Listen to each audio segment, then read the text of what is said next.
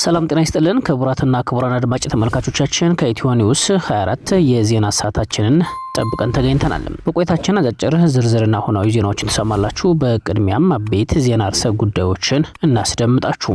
ትውልዱ መክኗል። ኢትዮጵያ በኢትዮጵያዊነቱ የሚኮራ የኢትዮጵያውያን ሰቆቃን የሚረዳና ፈጥኖ ድራሽ የሚሆን ወጣትና አስተዳደርን ማጣቷ ተገለጸ።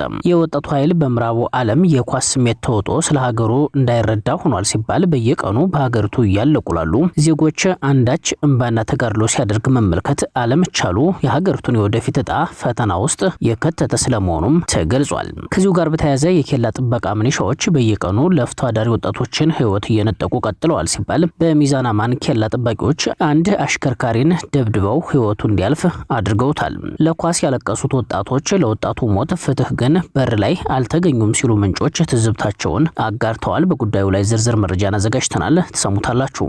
በጎዛመን በሰናንና በማርዘነብ አካባቢዎች በተካሄደ ከባድ ተጋድሎ ከ50 በላይ የገዙ ወታደሮች ሲሞቱ ክላሽንኮቭና መገናኛ ሬዲዮኖች በፋኖ ቁጥጥር ስር መግባታቸው ተገለጸ። ከሞቱ የጠላት ኃይሎች መካከል አጋዙ አሉኝ በሚል የሚተማመንባቸው 100 አለቃ ተሾመና ሌላ አንድ ስሙ በውል ያልተለየ የ100 አለቃ ማዕረግ ያለው አመራር እንደሚገኙበት ተረጋግጧል። የቴዎድሮስ ዕዝ አርበኞች በመድፍ የታገዘ ጥቃት ከፍቶባቸው የነበረውን የብልጽግና ኃይልን አከርካሪ በመስበር ገዢ ወታደራዊ ስፍራዎችንም መቆጣጠራቸው ተገልጿል። መረጃውን ታደምጡታላችሁ። በጎንደር ጠቅላይ ግዛት በ208ኛ ኮር ቀጠና የተሰነዘረው የድሮን ጥቃት ሙሉ በሙሉ መክሸፉ ተገለጸ።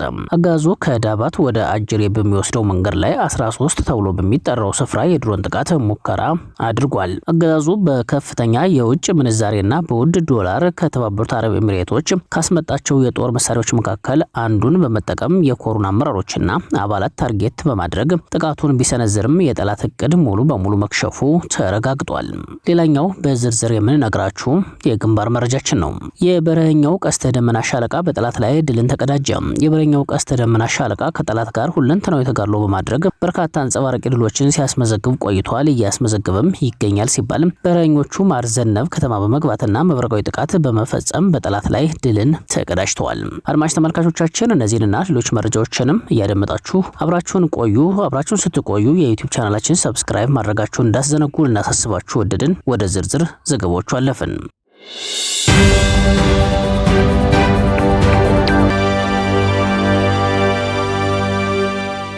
በጎንደር ጠቅላይ ግዛት በ208ኛ ኮር ቀጠና የተሰነዘረው የድሮን ጥቃት ሙሉ በሙሉ መክሸፉ ተገለጸ። የአማራ ፋኖ ብሔራዊ ንቅናቄ የጎንደር ጠቅላይ ግዛት 208ኛ ኮር አመራሮች እንዳስታወቁት አጋዙ ግንቦት 12 2018 ዓ.ም በትላንትናው ዕለት ከዳባት ወደ አጅሬ በሚወስደው መንገድ ላይ 13 ተብሎ በሚጠራው ስፍራ የድሮን ጥቃት ሙከራ አድርጓል። አጋዙ በከፍተኛ የውጭ ምንዛሬና በውድ ዶላር ከተባበሩት አረብ ኤሚሬቶች ካስመጣቸው የጦር መሳሪያዎች መካከል አንዱን በመጠቀም የኮሩን አመራሮችና አባላት ታርጌት በማድረግ ጥቃቱን ቢሰነዝርም የጠላት እቅድ ሙሉ በሙሉ መክሸፉ ተረጋግጧል። ለአማራ ሕዝብ ደህንነት ምንም አይነት ደንታ የሌለው ይህ ስርዓት ንጹሃን ገበሬዎች በሚኖሩበት አካባቢ የድሮን ጥቃት ለመፈጸም የሞከረው ለሕዝብ ደንታ ቢስ መሆኑን በማመላከት ነው ሲሉም አስረድተዋል። ለማጥቃት ከተሰማሩት 2 ድሮኖች መካከል አንደኛው ጥቃት ቢሰነዝርም በሰውም ሆነ በንብረት ላይ ምንም አይነት ጉዳት ሳያደርስ የቀረ ሲሆን ሁለተኛው ድሮን ግን ሳይሳካለት ቀርቶ የከሸፈ መሆኑ ተገልጿል። አገዛዙ ይህንን የመሰለ አርቲፊሻል ውጊያ ለፕሮፓጋንዳ ጆታ የሚጠቀምበት በመሆኑ መላው የፋኖ አባላትና የጎንደር ህዝብ በጠላት ሴራ ሳይደናገጥ የነጻነት ተጋድሎውን በጽናት እንዲቀጥል የ208ኛ ኮር አመራሮች መልእክታቸውን አስተላልፈዋል።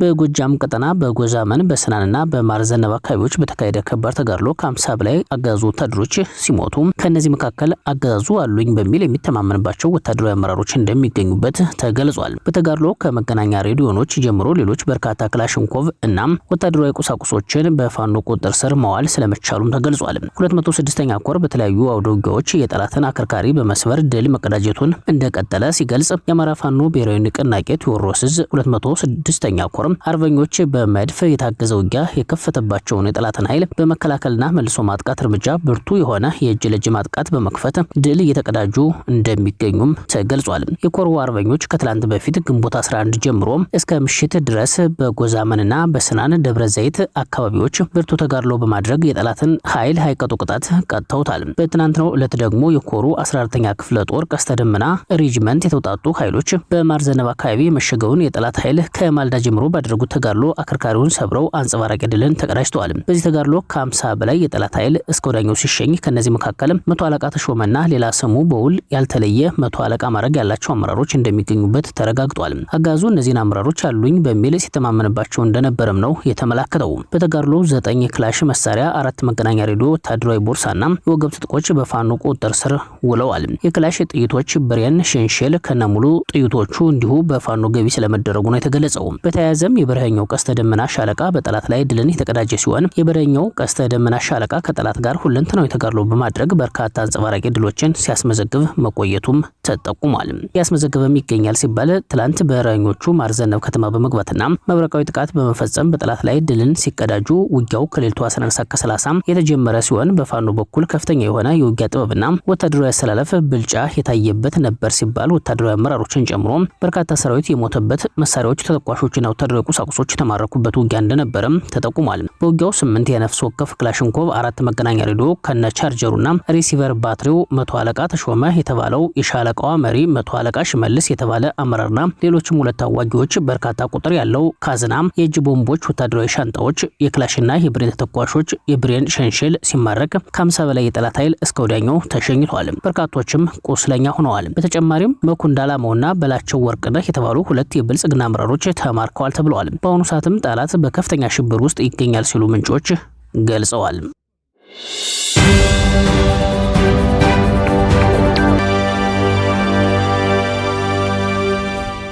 በመራቤቴ ከተማ በተካሄደ ኦፕሬሽን ያገዙ ምንሻዎች መሞታቸው ተገለጸ። የአማራ ፋኖ ብሔራዊ ንቅናቄ ሸዋ ጠቅላይ ግዛት አሳምነው እዝ አጼ ዘርዓ ያዕቆብ 1ኛ ኮር ናደው ክፍለ ጦር በመራቤቴ ከተማ ባካሄደው ስኬታማ የከተማ ውጊያ ያገዙን ተላላኪዎች መሸኘት ችሏል።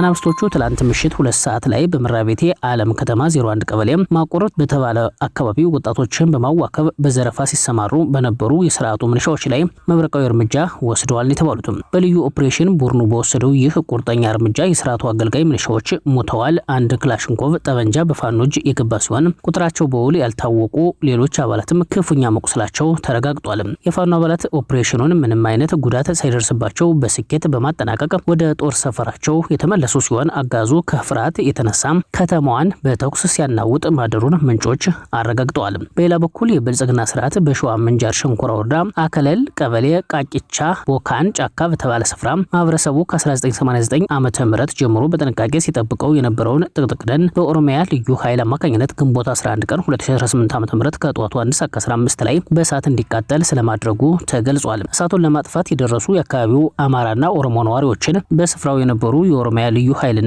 የሚሊሻ አባላት እናንተ ያገባችሁም በማለት በዛቻና በጉልበት ማባረራቸውን ነዋሪዎች ገልጸዋል። የደን ቃጠሎ በወረዳው አስተዳደር ይሁንታ የተፈጸመ መሆኑን ያረጋገጡት ነዋሪዎች ድርጊቱ የህዝብን ሀብት ለማውደም የታቀደ ሸፍጥ መሆኑን በመግለጽ ከፍተኛ ቁጭት ውስጥ መሆናቸውን አስታውቀዋል። አድማጮቻችን በመረጃችን ቀጥለናል። የኬላ ጠባቂ ምንሻዎች በየቀኑ ለፍቶ አዳሪ ወጣቶችን ህይወት እየነጠቁ ናቸው ተባሉ። በትናንትናው ዕለት ተረኛ ደግሞ የሲኖትራክ ሹፌር በሚዛን ኬላ ጠባቂዎች ተደብድቦ ህይወቱ ማለፉ ተገልጿል። ባለፈው ኬሚሴ ሸክላ ኬላ ላይ የተገደለው ወጣት የገደሉት ሰዎች እስካሁን በህግ ቁጥጥር ስር አለመዋላቸውም ተጠቁሟል። ትናንት ደግሞ ሚዛን በተባለ አካባቢ አንድ የሲኖትራክ ሹፌር በኬላ ጠባቂዎች ተደብድቦ መሞቱን የሹፌሮች አንደበት የተባለ ገጽ ዘግቧል። የኢትዮጵያ መንገዶች ባለስልጣን ሚዛን ላይ ያሉ ሰራተኞች ሹፌር ደብድበው ገለዋል። ሰበታ ዲማ ኬላ አለፍ ብሎ ያለው የኢትዮጵያ መንገዶች ባለስልጣን ሚዛን ውስጥ ግንቦት 10 2018 ዓ.ም አንድ ሲኖ ካሶኒ ሹፌር ሚዛን ሰራተኞች ደብድበውት መሞቱን የሚገልጽ መልእክት ደርሶናል ሲል የሹፌሮች አንደበት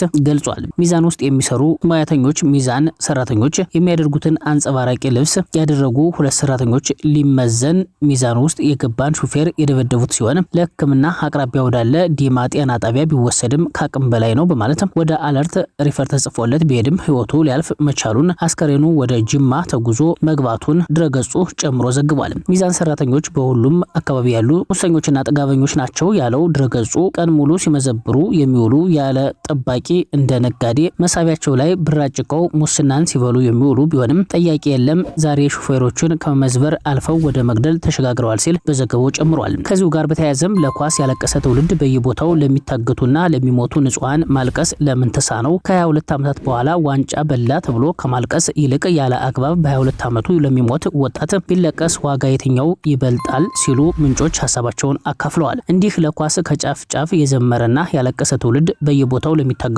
ለሚሞቱና ለሚፈናቀሉ ንጹሃን ዜጎች መጮህ አቃተውን ሲሉ የጠየቁት ምንጮች ይህ ሲባል ወጣቱ ፖለቲካ ውስጥ አታስገቡኝ ነው መልሱ።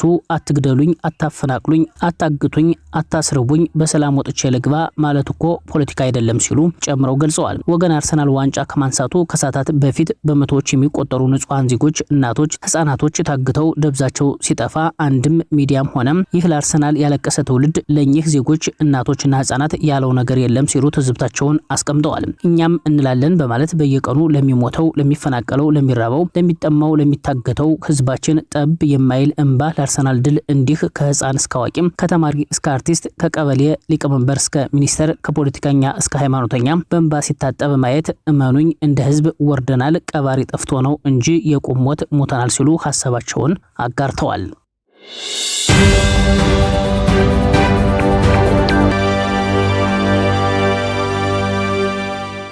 በወለጋ አማራ ማንነት አስከባሪ ኮሚቴ አመራሮች ላይ የተጫነው የፈጠራ ክስ ችሎት ውሎ አሳፋሪ ገጠመኝ አስተናግዷል። ኦህዴድ መራሹ ፌዴራል ፖሊስ በነ ጀነራል አስናቀው ሲሳይ፣ አስናቀ ጌትነት፣ አብርሃም መሐመድ፣ ቀሲስ ክንዳለም አሻግሬና ቄስ ኤፍሬም ተክለሃናን ጨምሮ ህገ መንግስታዊ ስርዓቱን በኃይል የመናድ እንቅስቃሴ በማድረግ በሚል የተጠረጠሩ 12 ግለሰቦች ላይ የ14 ቀናት የምርመራ ጊዜ መጠናቀቁን ከፖሊስ የምርመራ ሰነድ ላይ ማረጋገጥ ተችሏል። ፖሊስ ካሁን ቀደም በተሰጠው የምርመራ ጊዜ ውስጥ ያከናወናቸውን ስራዎች ለችሎቱ በአግባቡ ያላቀረበ ሲሆን ሆኖም ያልተያዙ ግብረ አበሮችን በቁጥጥር ስር ለማዋል በሚል ነው ተጨማሪ ጊዜ ጠየቀው። ችሎቱን በጉዳዩ ላይ ትዕዛዝ ለመስጠት ለዛሬ ግንቦት 13 ተለዋጭ ቀጠሮ ሰጥቷል። የምርመራ ሰነዱ ግለሰቦቹ የኢትዮጵያን ታሪክና ጥቁር አብዮት የአማራ ብሔራዊ ተጋድሎ የሚል ማኒፌስቶ በማዘጋጀት እንዲሁም ከፋኖ ታጣቂ ቡድን ከኤርትራ ከግብጽና ሱዳን ወታደራዊ ባለስልጣናት ጋር ግንኙነት በመፍጠር በአዲስ አበባ የከተማ ትጥቅ ትግል፣ የከተማ ሽምቅ ውጊያ፣ የመረጃ ማሰባሰብና የመረጃ መከላከል ስልጠናዎችን በዋትስአፕ ማህበራዊ መገናኛ ዘዴ በሚስጥር ሲሰጡና